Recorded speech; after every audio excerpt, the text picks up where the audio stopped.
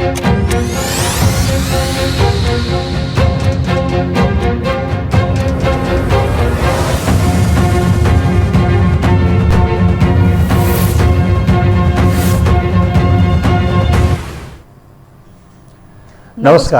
यो समाचारमा स्वागत छ। म कुलचन्द्र विष्ट।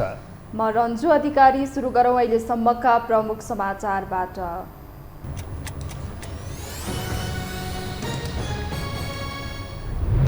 प्रधानमन्त्री प्रचण्ड र एमाले अध्यक्ष ओली बीच भेटवार्ता। सरकार विस्तार र समाजवादी केन्द्र गठनबारे छलफल। एकीकृत समाजवादी र जसपालाई पनि सरकारमा ल्याउने प्रयास।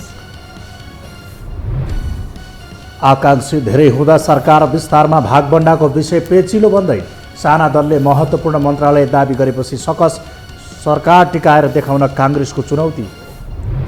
नयाँ सरकार गठनसँगै देशको अर्थतन्त्रमा सुधार आउने व्यवसायिक अपेक्षा। सावधानीपूर्वक कदम चाल्दा सबल अर्थतन्त्र निर्माण हुने अर्थमन्त्री पौडेलको विश्वास। फिलिपिन्समा लगातारको वर्षापछि आएको बाढीमा परि 13 जनाको मृत्यु, 23 जना बेपत्ता, 45,000 भन्दा बढी मानिस विस्थापित केन्द्रमा आश्रय लिन बाध्य। र गण्डकी 11 विरुद्धको मैत्रीपूर्ण खेलमा स्पेनिस क्लब कासे रेन्योको विजयी सुरुवात। नेपाली क्लब 3-0 गोल अन्तरले पराजित। दोस्रो खेल बिहिबार हुने।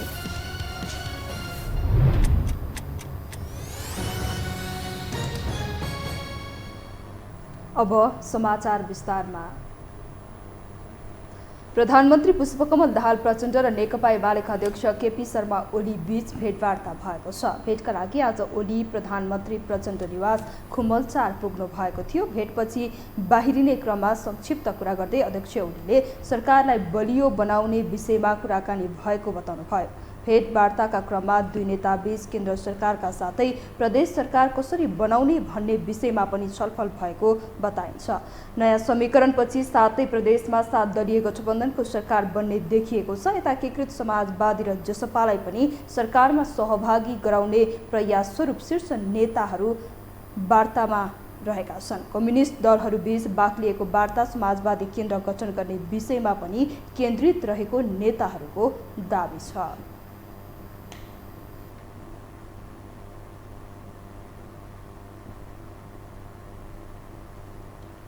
सरकारलाई समर्थन दिएका दलहरूबीच भागबण्डाको विषय पेचिलो बन्दै गएको छ। दलहरू आफ्नै दाबीमा अडिग रहेपछि सरकार विस्तार झनै सकसमा परेको हो।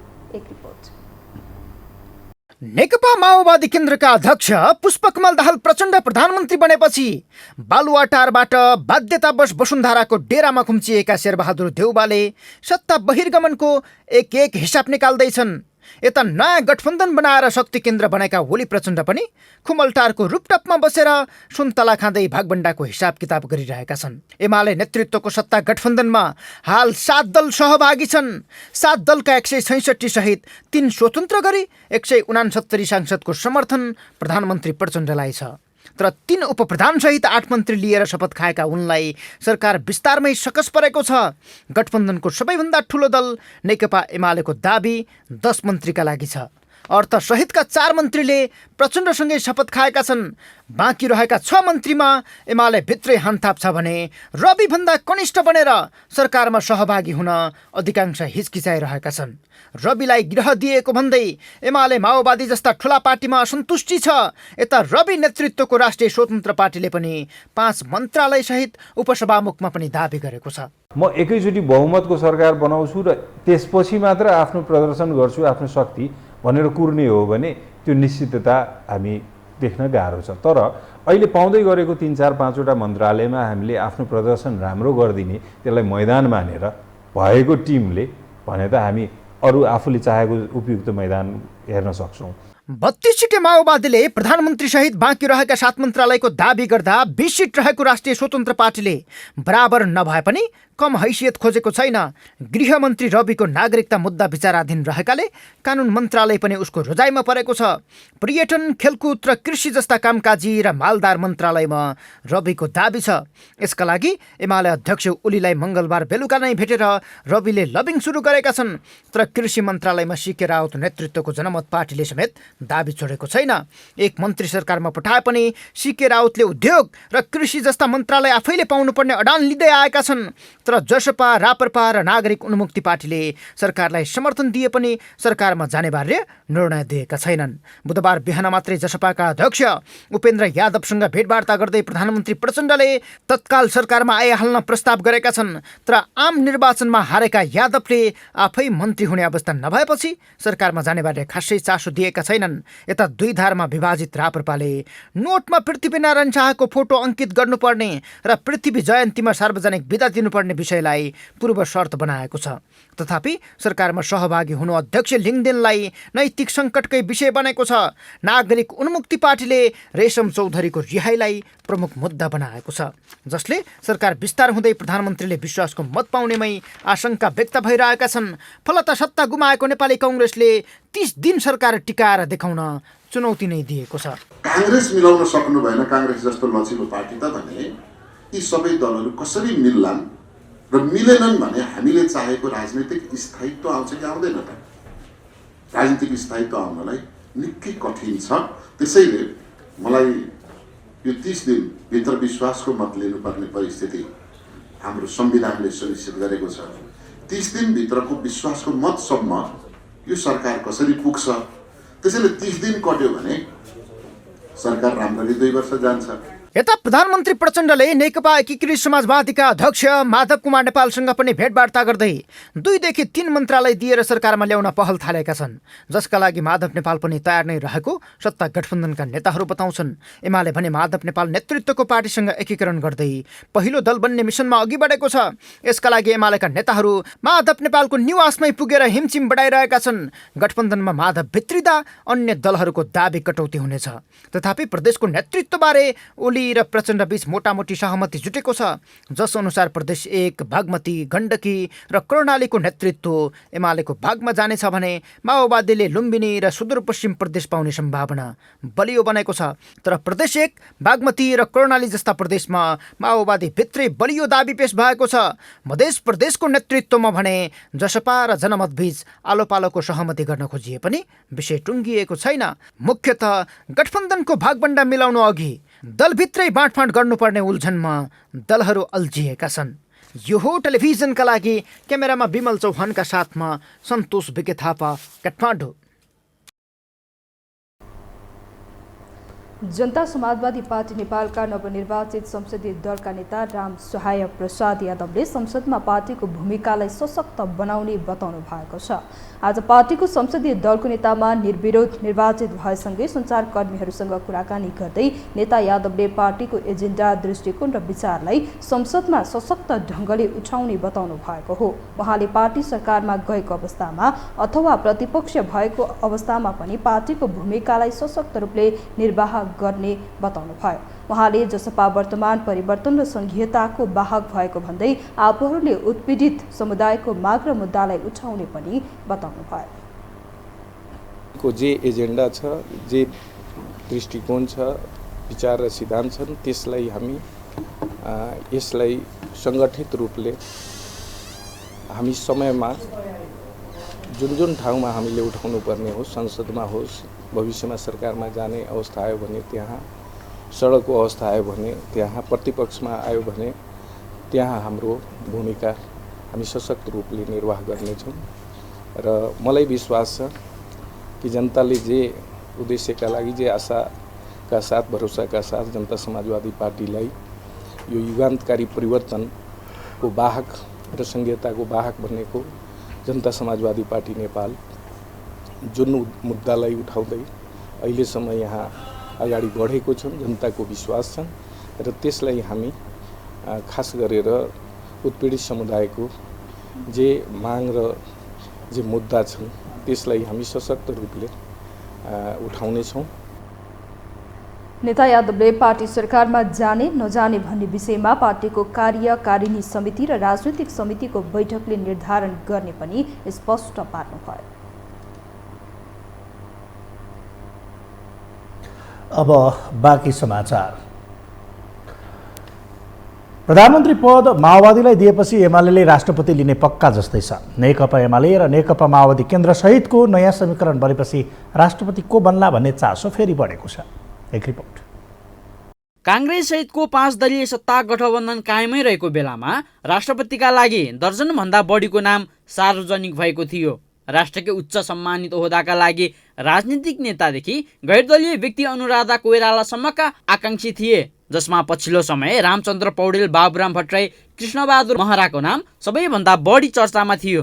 तर काङ्ग्रेस सभापति शेरबहादुर देउवाले आफ्नो ढिपी नछोडेपछि ती सबैको सपना तासको घर झै ढलेको छ। बालुवाटारमा सत्ता गठबन्धन फुटेर बालकोटमा जोडिएपछि गठबन्धनबाट राष्ट्रपतिका लागि उठेको सबै नामको ढोका नै बन्द भएको छ भने फेरि बालकोट गठबन्धनका आकाङ्क्षीहरूको रस्साकसी सुरु भएको छ। 17 पटक सदनमा प्रधानमन्त्रीको चुनाव हारेका काङ्ग्रेस वरिष्ठ नेता रामचन्द्र पौडेलको अन्तिम आश राष्ट्रपतिको थियो। यदि देउवाले प्रचण्डसँग सहमति गरेका भए पौडेलको इच्छा पूरा हुने निश्चित जस्तै थियो। तर एमाले अध्यक्ष ओलीले तासको अन्तिम कार्ड पल्टाएसँगै पौडेलले मुखैमा हालिसकेको राष्ट्रपतिको गाँस पुनः भुइँमै राख्न बाध्य बने। राष्ट्रपति बन्नकै लागि संसदीय दलको चुनावमा देउवाको प्रस्तावक बनेका पौडेलले देउवाका कारण गठबन्धन फुटेको र आफ्नो राष्ट्रपति पद गुमेको आरोप लगाइरहेका छन्। तर यता राष्ट्रपति एमालेबाटै हुने भएपछि पार्टी फुटाएका माधव नेपालको नाम पनि बहसमा आएको छ। पूर्व एमालेलाई एक बनाउन लागि परेका दोस्रो तहका नेता नेपाललाई राष्ट्रपति दिएरै भए पनि कम्युनिस्टहरू एक ठाउँमा उभ्याउने रस्साकसीमा छन्। होइन, 2 पटकभन्दा बढी राष्ट्रपति बन्न नपाइने हाम्रो व्यवस्था छ होइन। अब त्यो त लागू हुने नै होला। अब अर्को कुरा, अब अर्को व्यक्ति को राष्ट्रपति हुन्छ भन्ने कुरा अब नेपालमा अहिलेसम्म मैले देखेको राष्ट्रपतिको लागि यस्तै योग्यता यस्तै भनेर सोच्ने भन्दा पनि अब राजनीतिक दलहरूको समीकरणबाट भागभण्डाबाट हुने परिपाटी बस्दै आएको छ। अहिले जोसुकै व्यक्तिको नाम आए पनि जोसुकै आए पनि अब अहिले हुने भागभण्डा नै हो। हालको राष्ट्रपति विद्यादेवी भण्डारीको 2 कार्यकाल समाप्त भएसँगै उनी संविधान त पुनः राष्ट्रपति बन्न सक्दिनन्। त्यसैले संसदीय अङ्कगणित बुझेका ओलीको प्राथमिकतामा सदन बाहिरका नेता पर्न सक्छन्, जसमा पार्टीका वरिष्ठ उपाध्यक्ष ईश्वर पोखरेल र निर्वाचन नै नलडेकी अष्टलक्ष्मी साक्यको नाम चर्चामा छ। त्यस्तै साक्यकै श्रीमान अमृत बोहरा र युवराज गेवालीको नाम पनि चर्चामा आएको छ। तर महिला पनि भएका कारण यो रेसमा साक्यले बाजी मार्ने सम्भावना बलियो छ। त्यस्तै यसै रेसमा रहेका उपाध्यक्ष सुभाष नेवाङको उपस्थितिले साक्यलाई कमजोर पार्ने आकलन गर्न सकिन्छ। विश्लेषक पनि पटक पटक ओलीको निकट भएर काम गरेका नेवाङ ओलीको रोजाइमा पर्ने दाबी गर्छन्। तर आम रूपमा चाहिँ हेर्दाखेरि उनले चाहिँ सुभाष नेवाङलाई रोजलान भन्ने देखिन्छ होइन, किन उनको नजिक पनि र राष्ट्रपतिको लागि चाहिँ त्यो एउटा ब्याकग्राउन्ड पनि उनले चाहिँ जुन खालको चाहिँ छ र हिजो चाहिँ ओलीको नजिक रहेर उनलाई कन्ट्रिब्युट गरेको हिसाबले पनि उनलाई गर्लान् भन्ने चाहिँ यो एउटा अनुमान मात्रै हो। भूगोल जस्तै नेपालको राजनीति पनि घुमाउरो छ। सिधा बाटो कोही पनि हिँड्दैनन्। ओली पनि आफ्नो विश्वास पात्रलाई राष्ट्रपतिमा बसाउन चाहन्छन्। 2 वर्ष अघि साक्यबाट घात भएको स्मरण ओलीलाई छ, जसका कारण नेवाङको पल्ला नै भारी देखिन्छ। विगतमा मधेसी समुदायबाट रामवरण यादव राष्ट्रपति भएका थिए भने महिलाबाट विद्यादेवी भण्डारी राष्ट्रपति भइसकेकी छिन्। तर अहिलेसम्म जनजाति समुदायबाट राष्ट्रपति भएका छैनन्। नेवाङ त्यसैले पनि राष्ट्रपतिका लागि बलियो दावेदार हुन सक्छन्। संविधानको रक्षक र गणतन्त्रको मियोको रूपमा स्वीकारेको राष्ट्रपति पद कार्यकारी नभए तापनि संसदको अस्थिर अङ्कगणितमा यसको भूमिका कार्यकारी पदभन्दा कम नहुने तथ्य गएको 5 वर्षमा प्रमाणित भइसकेको छ। राष्ट्रपति पदका लागि एमालेभित्र ठूलो रसाकसी भए पनि अबको राष्ट्रपति को बन्छ भन्ने अन्तिम निर्णय भने ओलीको नै हुनेछ। यो टेलिभिजनका लागि निरज कोइराला, काठमाडौँ। अधिवक्ता डाक्टर दिनमणि पोखरेल महान्यायाधिवक्ता पदमा नियुक्त हुनुभएको छ। आज राष्ट्रपति विद्यादेवी भण्डारीले उहाँलाई महान्यायाधिवक्तामा नियुक्त गर्नुभएको राष्ट्रपतिको कार्यालयले जनाएको छ। प्रधानमन्त्री पुष्पकमल दाहाल प्रचण्डको सिफारिसमा नेपालको संविधानको धारा 157 को उपधारा 2 बमोजिम उहाँलाई सो पदमा नियुक्त गरिएको राष्ट्रपति कार्यालयबाट जारी विज्ञप्तिमा उल्लेख छ।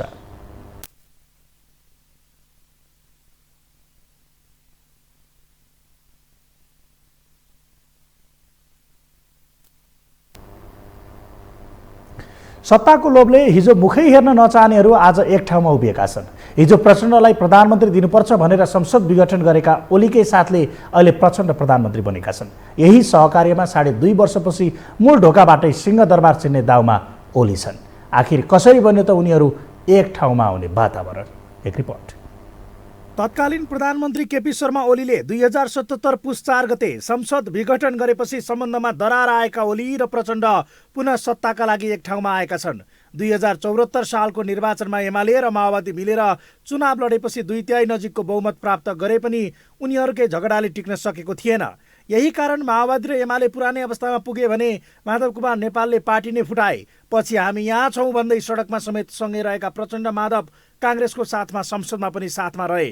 तर प्रधानमन्त्री कसै गरी नछाड्ने नाउँमा रहेका प्रचण्ड माधवलाई नै छोडेर ओलीलाई काँध हाल्न पुगे। यता प्रचण्डकै साथ नहुँदा केन्द्र र प्रदेश हुँदै राष्ट्रपति बाहेक सबै गुमाएका ओली पनि निरन्तर गठबन्धन टुटाउने प्रयासमै थिए।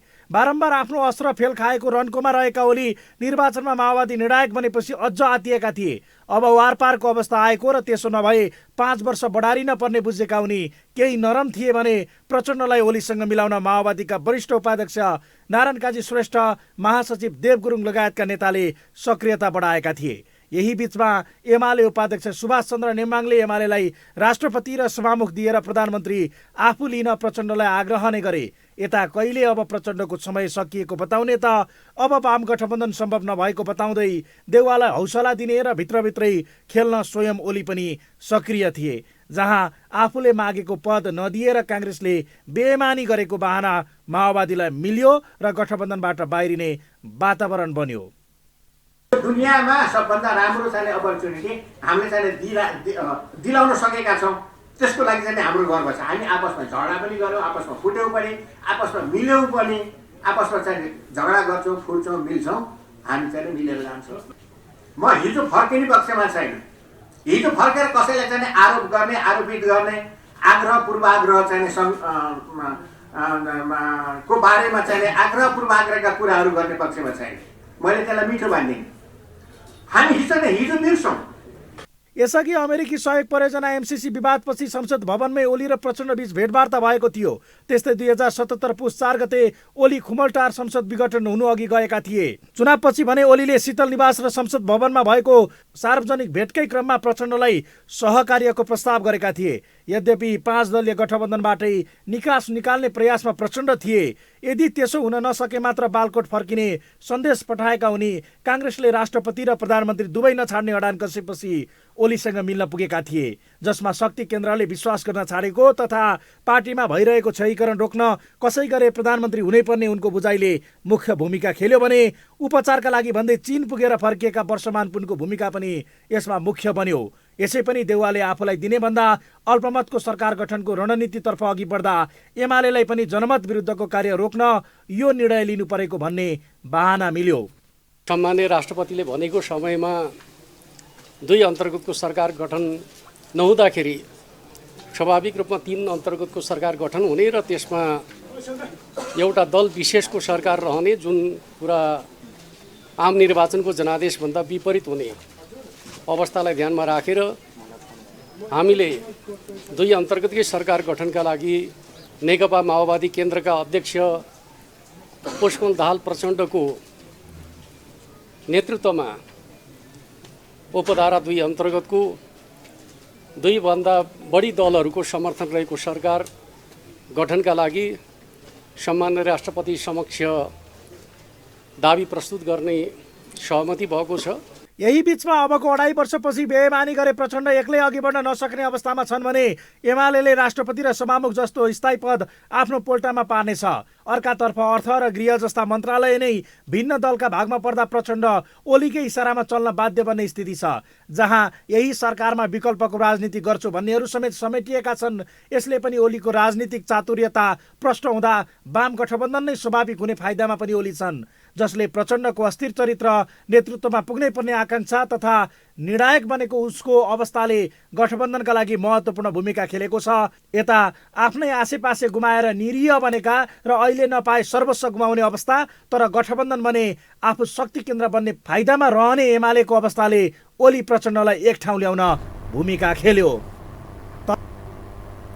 हामीसँग समाचार बाँकी नै छन्, अहिलेलाई विश्राम।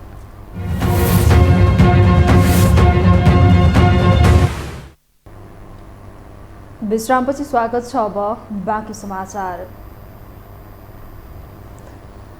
अनपेक्षित रूपमा प्रचण्ड ओली एक भएपछि चिन्ता गरिएका व्यक्ति माधव कुमार नेपाल एमाले फिर्तीको चर्चा सुरु भएको छ। कटु आलोचना र तल्लो स्तरको गाली गलोजमा उत्रेका दुई पात्रको मिलनसँगै त्यसमा तेस्रो पात्र माधव पनि समेटिने गरी छलफल अघि बढेको छ। कति सम्भव छ त ओली र नेपाल मिलन? एक रिपोर्ट। आफू प्रधानमन्त्री हुने बाटोमा काङ्ग्रेस तगारो बनेपछि माओवादी अध्यक्ष पुष्पकमल दाहाल प्रचण्ड आफैले बारदलीमा पुर्याएका केपी ओली भेट्न त्यही बारदलीमा पुगे। एकातर्फ गाली गलोचको तल्लो स्तरमा उत्रिएका दुई पात्र अनि वाम गठबन्धन हुने कुनै सम्भावना नभएको दुवैको दाबीका बीच यही छलाङले प्रचण्ड प्रधानमन्त्री भए। तर यही चमत्कारी कदममा दुखित चेहराका रूपमा देखिएको थियो उनकै आड भरोसामा हिँडिरहेको नेकपा एकीकृत समाजवादी पार्टी र त्यसका अध्यक्ष माधव कुमार नेपाल। उनी प्रचण्ड ओली मिलन तत्काल नहोला भन्ने काङ्ग्रेस सभापति शेरबहादुर देउवाको विश्वासको एक आधार समेत हुन्। फलत प्रचण्डको कदमले विरक्तिएका नेपालले छलफल नै नगरी ओलीसँग मिल्न गएको सम्म अभिव्यक्ति दिए। तर अब उनको यात्रा पनि एमालेसँगको मिलनतर्फ अघि बढेको छ। ओलीको साथले प्रधानमन्त्री बनेका प्रचण्डले नेपाललाई एक्लै नछाड्ने विश्लेषणकै बीच नेकपा एकीकृत समाजवादीलाई एमालेमा समाहित गर्ने गरी आन्तरिक रूपमा छलफल अघि बढेको छ। विगतका तिक्तता बिर्सेर अब कम्युनिस्ट पार्टी एकजुट भएर जानुपर्ने भन्दै एमालेका नेताहरूले नेपाल निकटका नेताहरूसँग कुराकानी गरेका छन् भने प्रचण्ड ओली मिलन गराएकै एमालेका दोस्रो तहका नेताहरू पनि यसमा सक्रिय भएका हुन्। यसअघि पुस 10 गते राष्ट्रपति कार्यालयमा नेपाल र ओली बीच नै भेट भएको थियो भने यही बीचमा ओलीले माधवलाई भेट्न बालकोट नै बोलाएका थिए। तर यसले राम्रो सन्देश नजाने भन्दै नेपालले उल्टे ओलीलाई नै कोटेश्वर बोलाएका थिए। यता सुभाष चन्द्र नेमाङ र पृथ्वी सुब्बा गुरुङले त माधवका सम्धि समेत रहेका एकीकृत समाजवादीका नेता सोमप्रसाद पाण्डेको घरमै पुगेका थिए भने उपप्रधानमन्त्री तथा नेकपा एमालेका उपाध्यक्ष विष्णु पौडेलले पनि माधव नेपाललाई भेटेका छन्। बुधबार मात्रै नेपाल फकाउन कोटेश्वर पुगेका पूर्व मन्त्री तथा एमाले नेता महेश बस्नेतले पनि पार्टी एकताका लागि नेपाल सकारात्मक रहेको बताएका छन्। दुई नेताबीचको भेटमा सहभागी एकीकृत समाजवादीका नेता मेटमणि चौधरीले दुवै पार्टी मिलाउने प्रयास अघि बढिरहेको र आफूले पनि एकताकै सुझाव दिएको बताउँदा खुमलटारमा भएको ओली प्रचण्डको भेटमा समेत यो विषयमा छलफल भएको छ। कमरेड माधव नेपालसँग पनि सामान्य प्रधानमन्त्री बिहान भेट्नु भएको थियो र मूलत अब उहाँहरू अहिले सरकारको समर्थनको विषयमा र सरकारमा सहभागिताको विषयमा अब सामान्य प्रधानमन्त्रीजीले आग्रह गर्ने कुरो भइ नै हाल्यो। उहाँहरूले सल्लाह गर्छौँ भन्नुभएको छ। सकारात्मक छलफल भएको छ। सकारात्मक दिशामा नै जाला यो विषय पनि भन्ने लाग्छ। प्रचण्ड स्वयंले समेत नेपाललाई समेट्न मध्यस्थता गरिरहँदा एमालेबाट राष्ट्रपतिका आकांक्षी रहेका सुभाष चन्द्र नेमाङले नेपालका लागि आफू त्याग गर्न तयार रहेको बताएका छन्। आफू सक्रिय राजनीतिमा रहने र नेपाललाई राष्ट्रपतिमा व्यवस्थापन गर्न सकिने उनको सुझावका बीच संसदकै ठूलो दल बन्न सक्ने फाइदाले ओली पनि सकारात्मक देखिएका छन्। प्रतिनिधि सभामा दोस्रो ठूलो दल रहेको एमालेसँग प्रत्यक्ष र समानुपातिक गरेर 78 सिट छ, जसमा समाजवादीका 10 सांसद थप्ने मुडमा रहेका ओलीले स्वतन्त्र सांसदलाई पार्टी प्रवेश गरेर मन्त्री बन्न अफर नै गरेका छन्, जसमा रौतहट 2 बाट निर्वाचित स्वतन्त्र सांसद किरण कुमार शाह सकारात्मक रहेका छन् भने प्रधानमन्त्री प्रचण्ड निकट अर्का स्वतन्त्र सांसद प्रभु शाह पनि माओवादी प्रवेश गरेर मन्त्री बन्ने सम्भावना बलियो छ। जहाँ काङ्ग्रेसले टिकट नदिएपछि बागे उम्मेदवारी दिएर निर्वाचित भएका अमरेश कुमार सिंह पनि मन्त्रीको अफर आएपछि के गर्ने भन्नेमा छलफलमा छन्। त्यसो भए 89 सिटै काङ्ग्रेसलाई उछिनेर एमाले संसदकै ठूलो दल बन्नेछ। ठूलो दल भए प्रचण्डलाई कसी लाउन सकिने र वाम एकताको सन्देश दिन सकिने अर्को फाइदा समेत एमालेलाई हुनेछ। र नयाँ समीकरण बन्ने बेलामा माधव नेपाल कतै प्रचण्डबाट छोडिएको कि भन्ने बाहिरबाट देखिन्छ। तर यसको अर्थ यो होइन कि प्रचण्ड र माधव नेपालको बिचमा सम्बन्ध नै टुटेको भन्ने मलाई लाग्दैन। प्रचण्डले माधव नेपाललाई यो वा ऊ किसिमले नयाँ समीकरणमा लिएर आउँछ र यो ऊ किसिमले ल्याउनको लागि चाहिँ एमाले पनि चाहन्छ। किनकि एमाले र माधव नेपालको बिचमा चाहिँ ओली र माधव नेपालको बिचमा व्यक्तिगत इगोको कुरा, जुङ्गाको लडाइँ भएको पक्कै हो। जुङ्गाकै लडाइँले गर्दाखेरि जो पार्टी फुटेको कुनै सैद्धान्तिक र वैचारिक आधार केही पनि थिएन। मन त हिजो प्रचण्ड र ओलीको बिचमा पनि त पानी बाराबारको स्थिति नै थियो नि, होइन? तर यिनीहरू मिली फेरि आए भने माधव नेपालसँग ओलीको मिलन हुँदैन भन्ने पनि होइन र यसको सागु चाहिँ नि प्रचण्ड नै भन्छ। प्रचण्डको लहीमा पार्टी फुटाएका नेपाल पनि अहिले उनकै धोकाले घर न घाटको अवस्थामा छन्। अर्कातर्फ तत्काल निर्णायक कदम नचाले आफ्ना केही सांसद समेत एमाले तर्फ नै गएर मन्त्री बन्ने बुझेका उनलाई आफ्नो दल जोगाउनै गाह्रो पर्ने अवस्था छ। फलत नेपालका लागि समेत यो राम्रो अवसर हो। यद्यपि नेपाल विगतको जस्तो धोका नहुने गरी ओलीबाट विश्वासिलो आधारको खोजीमा छन्। यही कारण एकताको पक्षमा रहेका नेताहरू ओली र नेपाल बीच पनि चाँडै भेटघाट र छलफल हुने वातावरण निर्माणमा लागि परेका छन्, जहाँ उनीहरू आत्मालोचना गरेर अघि बढ्ने निष्कर्षमा पुग्छन् कि इगोकै लडाइँमा लाग्छन्, त्यो हेर्न भने केही समय कुर्नुपर्ने हुन्छ। यो हो टेलिभिजनका लागि कुलचन्द्र विष्ट, काठमाडौँ।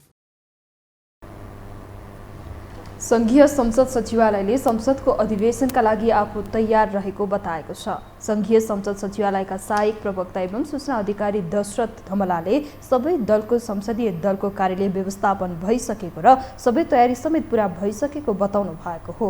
सहायक प्रवक्ता धमलाले सभा सञ्चालनका लागि आवश्यक प्राविधिक व्यवस्थापकीय प्रशासनिक कुराहरू सकिएको बताउनुभयो। सरकारले पुस 25 गते दिउँसो 1 बजे संसद अधिवेशन आह्वान गरेको छ। हाम्रा संसदीय दलका कार्यालयको व्यवस्थापन अहिले भर्खरै चुनाव भएको हुनाले नयाँ दलहरू पनि आइरहेको अवस्था छ। त्यसले ती दलका कार्यालयलाई पनि हामीले व्यवस्थित गर्नुपर्ने हुन्छ। ती कार्यालयको व्यवस्था भइसकेको छ। सभा सञ्चालनका लागि आवश्यक सम्पूर्ण कुराहरू जस्तो हामीले प्राविधिक दृष्टिकोणले हेर्नुपर्ने, प्रशासनिक दृष्टिकोणले हेर्नुपर्ने, अरू व्यवस्थापकीय दृष्टिकोणले हेर्नुपर्ने, यी थुप्रै कुराहरू हुन्छन्। ती सम्पूर्ण कुराहरूको तयारी अलमोस्ट सकिएको छ। अब निरन्तर सुधार भन्ने एउटा काइजेन भन्ने विधि छ, त्यस्तै निरन्तर सुधार गर्ने, सम्पूर्ण गुणस्तरलाई परीक्षण गर्ने, हेर्ने, जाँच्ने र अझ राम्रो बनाउने प्रयास त दिनै चलिरहेको हुन्छ। हामीले गर्नुपर्ने तयारीहरू प्राय सकिसकेका छौँ। सहायक प्रवक्ता धमलाले सङ्घीय संसद सचिवालयमा स्रोतको अभाव हुँदा पनि सरकार र अर्थ मन्त्रालय नजरअन्दाज गरेर बसेको आरोप लगाउनु भयो।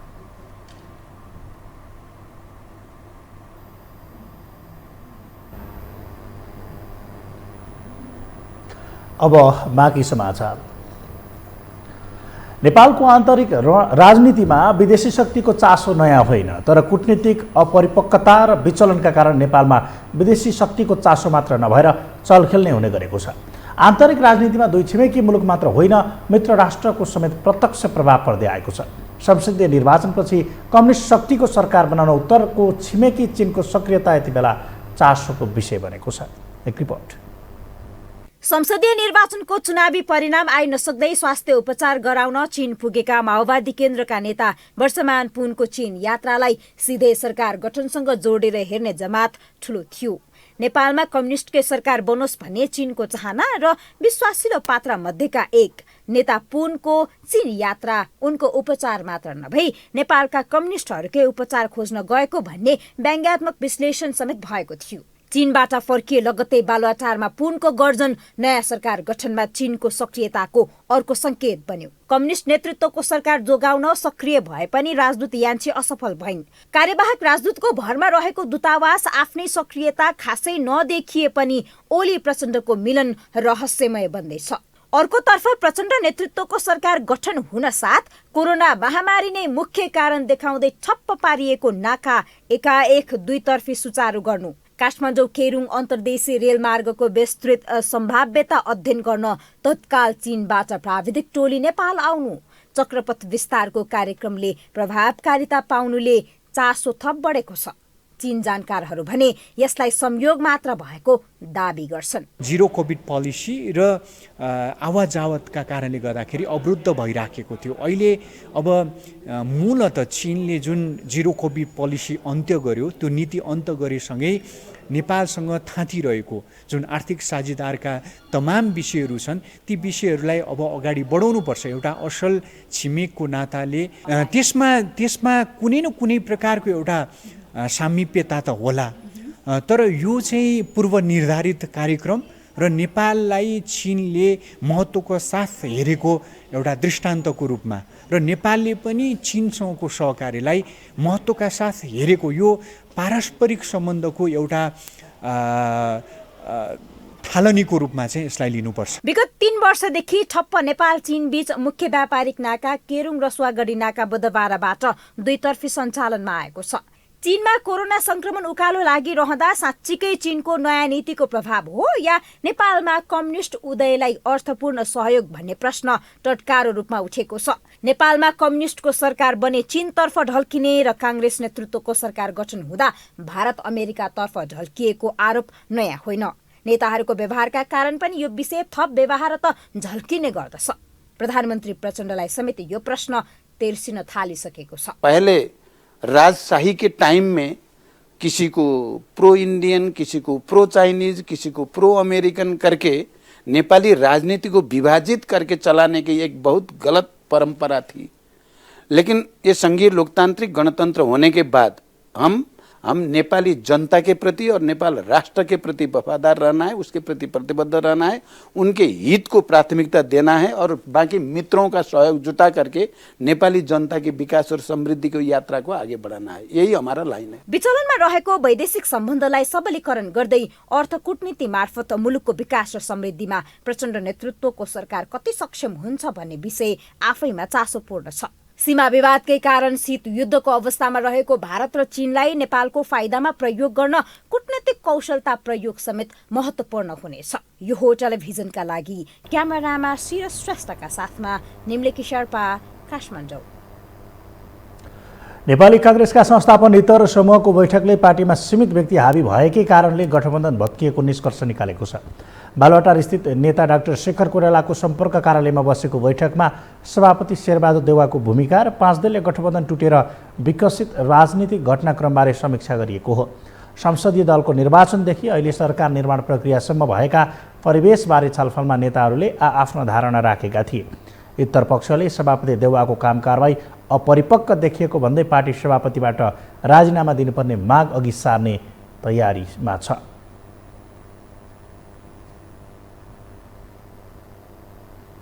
काठमाडौँको प्रदर्शनी मार्ग स्थित रत्नराज्य क्याम्पसमा अखिलका विद्यार्थीबीच झडप हुँदा 3 जना विद्यार्थी नेताहरू घाइते भएका छन्। सोभियो निर्वाचनको विषयमा विद्यार्थी संगठनका नेताहरूबीच झडप हुँदा आरआर क्याम्पस अनिराश्रव्यूका अध्यक्ष मदन भण्डारीमाथि खुकुरी प्रहार भएको विद्यार्थी नेताहरूले बताएका छन्। रत्नराज्य क्याम्पसको अनिराश्रव्यूका विद्यार्थी नेताहरूमाथि खुकुरी प्रहार हुँदा आरआर क्याम्पस अनिराश्रव्यूका अध्यक्ष मदन भण्डारीसहित कमिटीका उपाध्यक्ष लोकेश खड्का, सदस्य अर्क बोहरा र अनिराश्रव्यू नेता रवि मगर लगायतका घाइते भएको आरआर क्याम्पसका सोभियू सभापति तपेन्द्र बहादुर शाहीले जानकारी दिनुभयो। अनिराश्रव्यूको अध्यक्ष आरआर क्याम्पसको मदन भण्डारी, उहाँको चाहिँ पुरै खुकुरी हानेर नै अब के भन्न सकिन्न अवस्था चिन्ताजनक छ, गम्भीर छ। त्यसपछि कमिटीका उपाध्यक्ष लोकेश खड्का, हर्क बोहरा अनि चाहिँ लगायत साथीहरू चाहिँ रवि मगर अनिराश्रव्यू भूगोल जिल्ला कमिटीको अध्यक्ष, काठमाडौँ भूगोल जिल्ला कमिटीको अध्यक्ष र आरआर क्याम्पसमा पढिरहेको विद्यार्थी, उहाँहरू चाहिँ मेलमिलाप गराउन जाँदाखेरि उहाँहरूमाथि नै खुकुरी प्रहार भयो। सभापति शाहीले खुकुरी प्रहार गर्ने 4 जनालाई प्रहरीले नियन्त्रणमा लिएको र उनीहरू आरआर क्याम्पसका विद्यार्थी संगठनमा नरहेको पनि बताउनु भयो।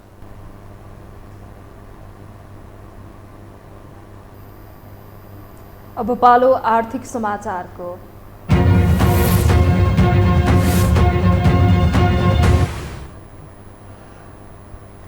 अर्थमन्त्री विष्णु प्रसाद पौडेलले मुलुकको अर्थतन्त्र सावधानीपूर्वक कदम चाल्दा ठिक ठाउँमा आउने बताउनु भएको छ। आज अर्थ मन्त्रालयका नेपाल आर्थिक पत्रकार सङ्घसँगको छलफलमा बोल्दै मन्त्री पौडेलले सरकारले सावधानीपूर्वक कदम चाल्दा अर्थतन्त्र सकारात्मक दिशामा आउने बताउनु भएको हो। उहाँले अहिले सबैको साझा सरोकारको विषय आर्थिक क्षेत्रमा देखिएका समस्या समाधान खोज्ने र सबल अर्थतन्त्रमा निर्माण गर्न सकिने बताउनु भयो।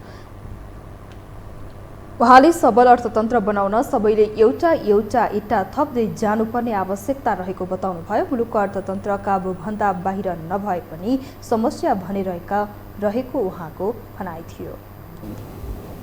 ठिक ढङ्गले कदम चाल्दै गयौँ भनेदेखि हामी फेरि ठिकै ढङ्गले अगाडि पनि बढ्न सक्छौँ भन्ने त्यो ठाउँमा हामीहरू छौँ जस्तो मैले देखेँ। अस्तिदेखि अहिलेसम्म हेर्दा बाहिर बसेर हेर्दा र भित्र बसेर हेर्दाखेरि अलिक फरक पनि देखिने रहेछ होइन, त्यो चाहिँ मैले महसुस गरेको छु। र अहिले सबैको साझा सरोकार चाहिँ अर्थतन्त्रलाई चाहिँ आर्थिक क्षेत्रमा देखिएका समस्याहरूलाई ठिक ढङ्गले चिन्ने, त्यसको समाधान खोज्ने र सबल अर्थतन्त्र निर्माणका लागि एउटा इँटा थप्दै जाने, त्यो क्षणमा हामीहरू छौँ जस्तो लाग्छ मलाई। मन्त्री पौडेलले अर्थतन्त्रलाई सबल बनाउनको लागि आर्थिक पत्रकारहरूले रचनात्मक भूमिका खेल्नुपर्ने बताउनुभयो। हामीसँग अन्तर्राष्ट्रिय र खेल समाचार बाँकी नै छन्, अहिलेलाई विश्राम।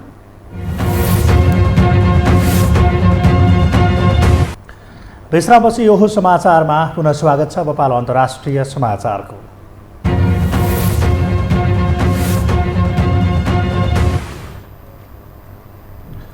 भारी वर्षापछिको बाढीले फिलिपिन्समा 13 जनाको ज्यान गएको छ। केही दिनदेखि आएको वर्षापछिको बाढीमा परेर 23 जना बेपत्ता भएका छन्।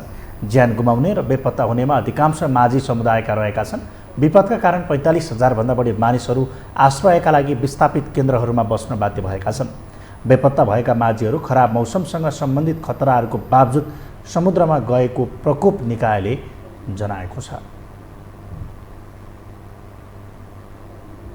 अब पालो खेल समाचारको।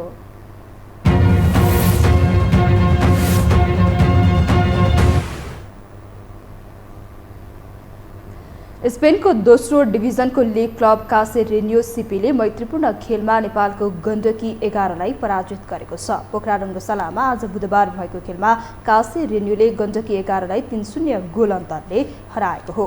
कासेरेन्योको जितमा कार्मेलो मोरा, मिगुएल एन्जल, कारी लेरो, गोन्जालेज र बेर्मुले एक-एक गोल गरे। खेलको 23औं मिनेटमा कार्मेलोले गोल गर्दै टोलीलाई सुरुवाती अग्रता दिलाएका थिए। खेलको 30औं मिनेटमा मिगुएलले गोल गर्दै कासेरेनोलाई 2-0 को अग्रता दिलाए। नेपालमा 2 मैत्रीपूर्ण खेल खेल्न स्पेनको दोस्रो डिभिजनको क्लब नेपाल आएको हो। अब कासेरेनोले बिहिबार दशरथ रङ्गशालामा काठमाडौँ 11 सँग मैत्रीपूर्ण खेल खेल्नेछ।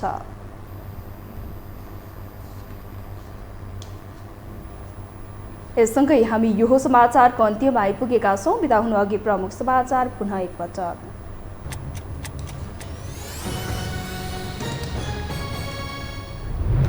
प्रधानमन्त्री प्रचण्ड र एमाले अध्यक्ष ओली बीच भेटवार्ता। सरकार विस्तार र समाजवादी केन्द्र गठनबारे छलफल। एकीकृत समाजवादी र जसपालाई पनि सरकारमा ल्याउने प्रयास। आकांक्षी धेरै हुँदा सरकार विस्तारमा भागबण्डाको विषय पेचिलो बन्दै साना दलले महत्त्वपूर्ण मन्त्रालय दाबी गरेपछि सकस सरकार टिकाएर देखाउन काङ्ग्रेसको चुनौती। नयाँ सरकार गठनसँगै देशको अर्थतन्त्रमा सुधार आउने व्यवसायको अपेक्षा। सावधानीपूर्वक कदम चाल्दा सबल अर्थतन्त्र निर्माण हुने अर्थमन्त्री पौडेलको विश्वास।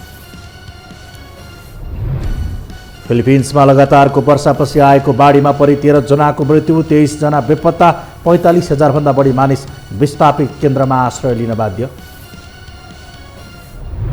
र गण्डकी 11 विरुद्धको मैत्रीपूर्ण खेलमा स्पेनिस क्लब कासेरेन्योको विजयी सुरुवात। नेपाली क्लब 3-0 गोल अन्तरले पराजित। दोस्रो खेल बिहिबार हुने।